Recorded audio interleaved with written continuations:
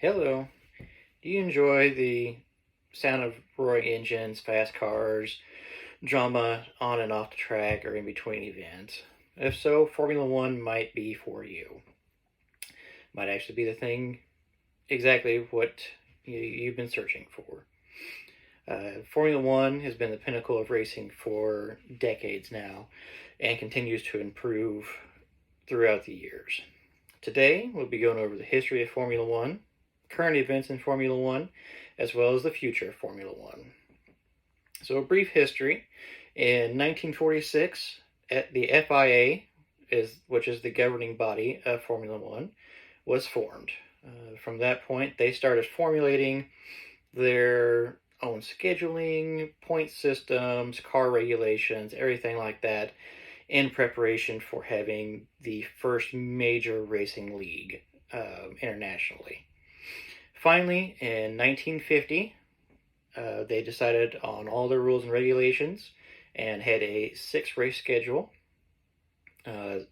Six of those, seven race schedules, excuse me. Six of those races were to be held in Europe, and one of those would be in the United States at the Indianapolis 500. Finally, in the spring of 1950, they had their first race at Silverstone, Great Britain, to great review. It brought out over 100,000 people to their seating, and like I said, the race went very well.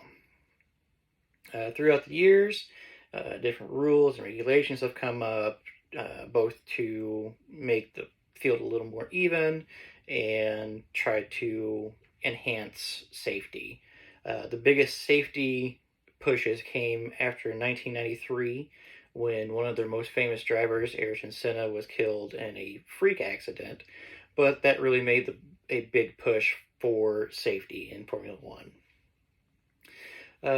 Currently, we have a grid of 20 drivers per race. There are 10 teams. Each team is restricted to two drivers per team. And then they all run per team. They have the same sponsors, same paint schemes on their cars, everything like that. The biggest differences come from each team and their manufacturers. They're not allowed to copy another manufacturer's car. They have to come up with their own parts, everything.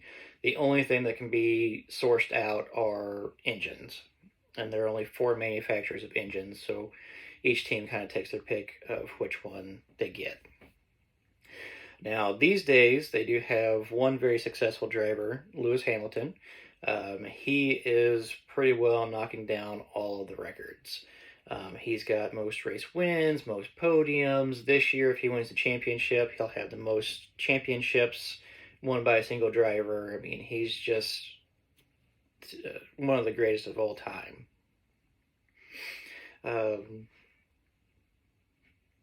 The future F1, however, is looking like it's going to take a drastic change within the next year. The rules that are going to be implemented in 2022 were supposed to be implemented this year, but due to COVID restrictions, everything like that, they gave teams an extra year to go over the new regulations and make sure their cars are up to spec.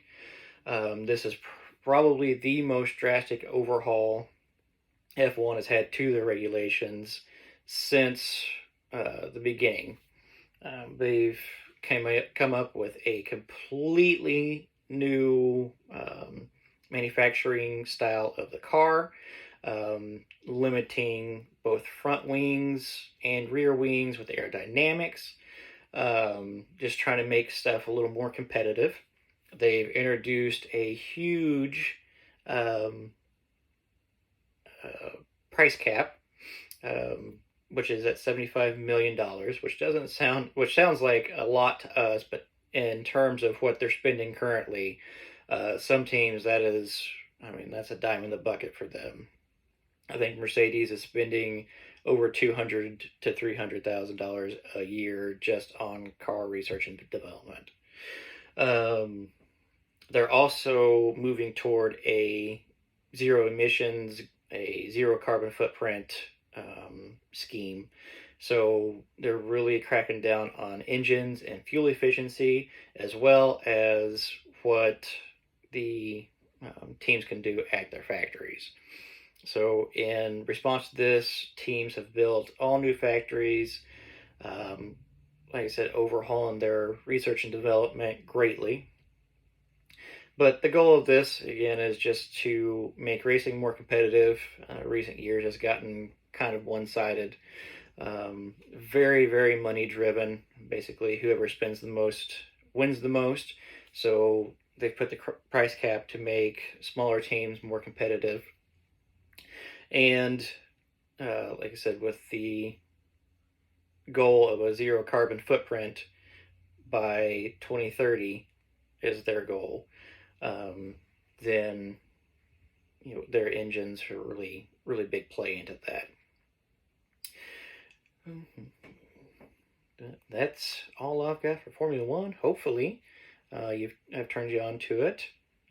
It's going to continue to be the pinnacle of motorsports, and it's going to continue to advance and grow.